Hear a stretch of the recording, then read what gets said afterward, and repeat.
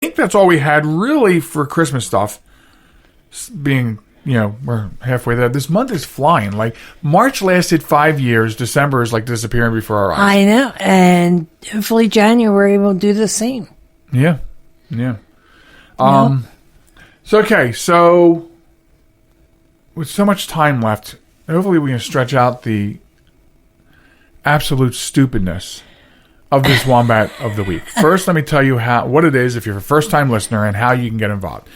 The Wombat of the Week is our way of praising sarcasm, insert sarcasm here, idiots that do stupid things. Yep. And how We're not really praising. Yeah, that's where the sarcasm comes so in. much.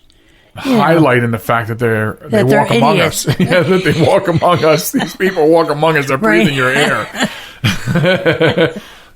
So if you want to get involved, all you got to do is send us a legitimate link to a news story of stupid people doing stupid things and send it to us on Facebook at JM Talk, or, of course, on email by sending it to joelmichaelecradio@gmail.com. And it will get in line because there's plenty of them. But so that's how you get to play along with this. So what we're going to talk about this week, our Wombat of the Week, is a woman or a couple, but let's say a woman.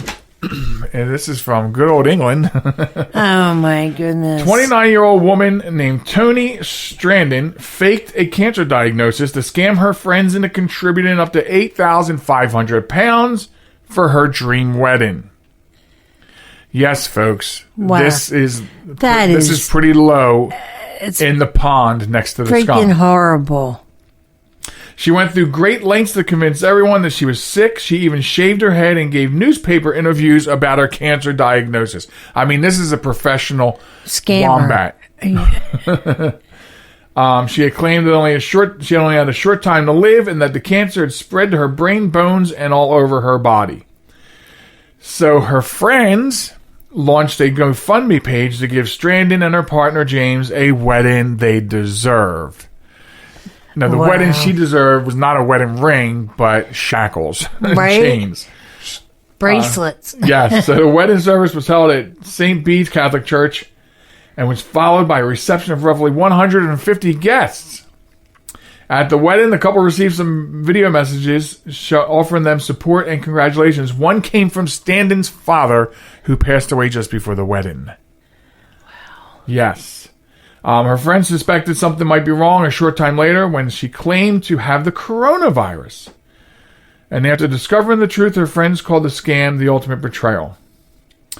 So last week, Strandon pled guilty to fraud by false representation. The crimes were alleged to have taken place between February 2019 and April 2020.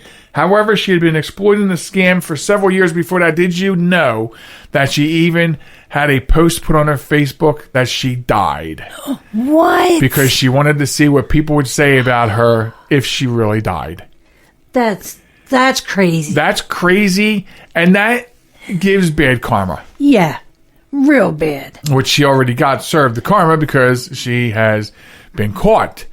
But this is one of the reasons why people like me are opposed to donating to GoFundMes. Yeah. And, like 2 years ago, we covered that couple in Camden or Philly, or between Camden and Philadelphia, that were running that scam for homeless people. Right. And, through GoFundMe. Yep. And this is why people don't trust. This is what creates this trust. I know. It's... So, after the wedding, she continued spreading lies. And, like I said, this past January, she made a post saying she only had 2 months to live. Her organs were beginning to fail. And then a month later, she claimed to have died. Wow. Yes. Like, people wouldn't notice she's not dead. I'm just throwing this out there, spitballing here.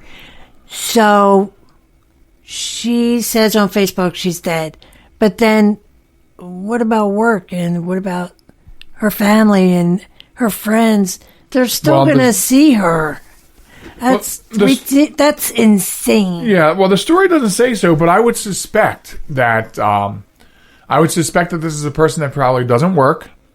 Maybe somehow lives off the fruits of government. All right. And so if she's in that sort of situation where Her presence could be limited to only online. Not really seen to the general public. But not from your family and friends. They're still going to want to see you. And the fact that her father, before he died, left her a message for her wedding. Yeah, come on. Like, you know what I mean? Like, why? That's disturbing. Like, how can you live with yourself knowing that you made your father believe that all this crap? That's pretty bad. That's bad. It makes for awful karma. Yeah. Not caramel. Right. Karma. Right. Oh my Lord. So yes, the lowest of the low, and going on right here, folks. Right. And so there's a nice picture of her, which will be posted because we'll post this on the Facebook page one about a week. But there's a nice picture of her with hair, and there is a picture of her without her hair, as she was, faking the cancer. And I guess her boyfriend also shaved his head. Wow. I imagine he had to be part of the scam. Nah. Or at least complicit with it and quiet about it. I don't because know. That makes sometimes men are so naive. What? Yeah. Why do you got to travel these roads on this program? Yeah, but because that's what I'm here for. But if he didn't know that she did this, and he thinks her family is paying for it, she could be lying to him as well. Well, that's certainly not going to last then. And you know what? What kind of marriage would that be, whether he knew or not? What kind of marriage do you expect that to be? I suspect they're getting divorced right about now. At least that's how I feel. If you did that to me, I'd be like, adios, dude. Adios. I don't need this bad karma around me. Right, and it doesn't mention that he had anything to do with it, so we will definitely say that Tony Standen wins the award for Wombat of the Week. Wombat of the Week. On the program. Wombat of the Week! Oh, my God. Oh, Lord. Somebody help me. Somebody out there help me. I'm going to help you right now because it's about that time in the show where you get to say goodbye, Sharon. Oh. So you don't have to deal with the silliness any longer. Oh, my gosh, I know. So say goodbye, Sharon. Goodbye, Sharon. All right, folks. I'm going to take a break, and when I come back, we have Honor Thy Heroes, One Last Thing, and more coming up. Stay right there. Get yourself a drink, but hurry on back, will you? Be back right after this. America, your children have an amazing superpower. That's right. They can help save lives by simply washing their hands. Just 20 seconds of thorough hand washing after they've coughed or sneezed or been outside can help fight against the dastardly spread of germs. Armed with only soap and water and hands, your superhero can protect you, your family, and everyone out there in America land. Amazing! Find out more at coronavirus.gov. A message from the CDC and the Ad Council. Listen on the web, your phone, or your neighbor's internet connection. That wasn't very nice. This is Reality One.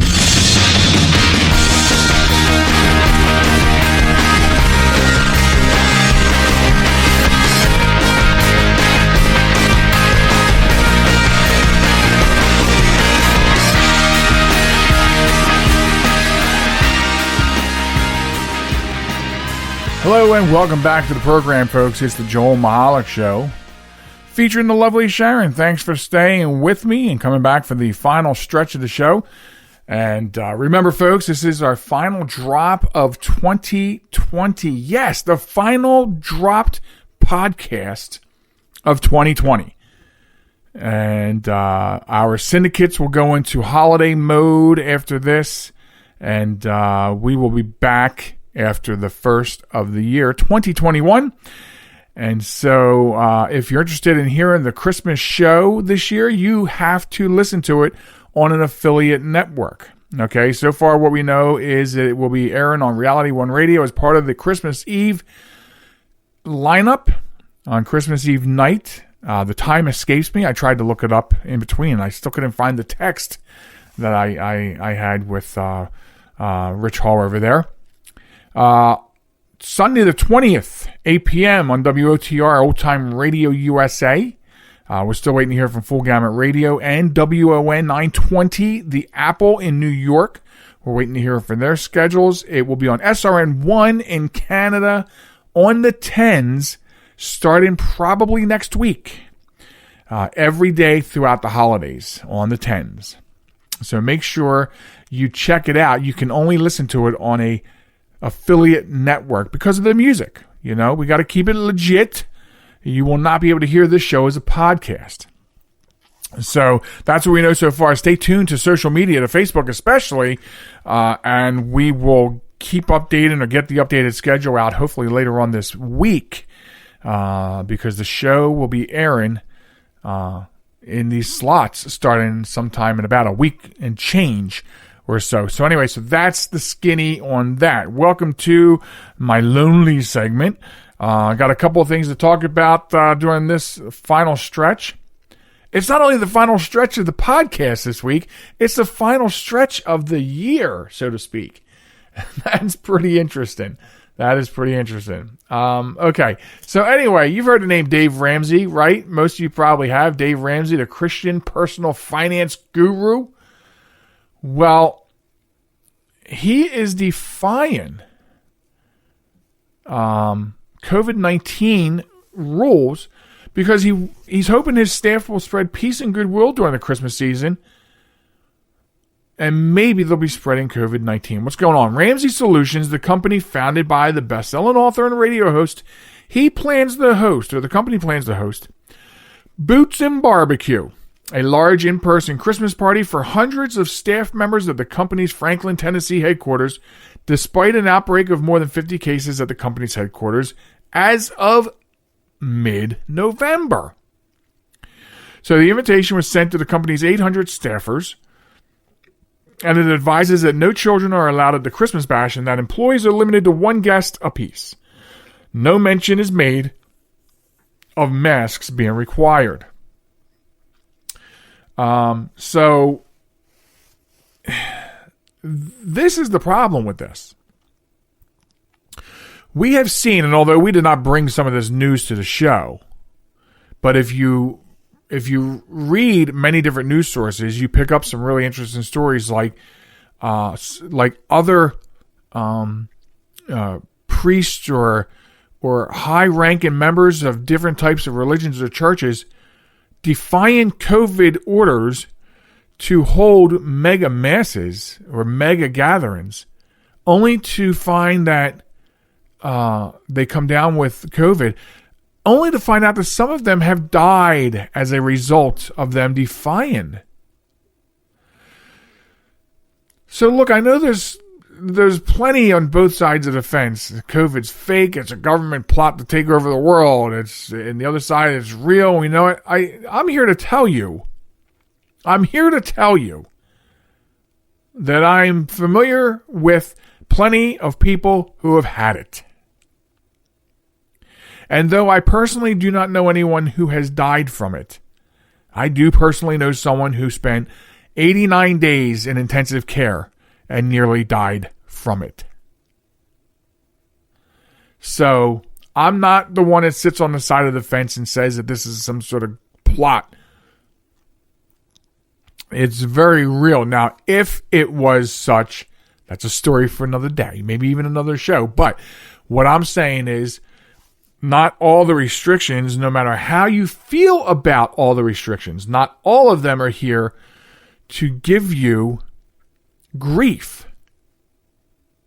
You may feel that way, and maybe some governors and mayors and whatnot maybe take it a little too far, but I think they do so because of the stupidity that runs amok among our people. And you know who you are. The I'm not going to wear a mask people. Because it's not about you. You're making it about you. I'm telling you, it's not about you. So the people that don't want to wear a mask, the people that think that it's a violation of your rights, these are the people that cause the problems. Dave Ramsey having a barbecue get-together for hundreds of people in his employ is downright crazy. I'm in a company with 200 or plus or minus employees, and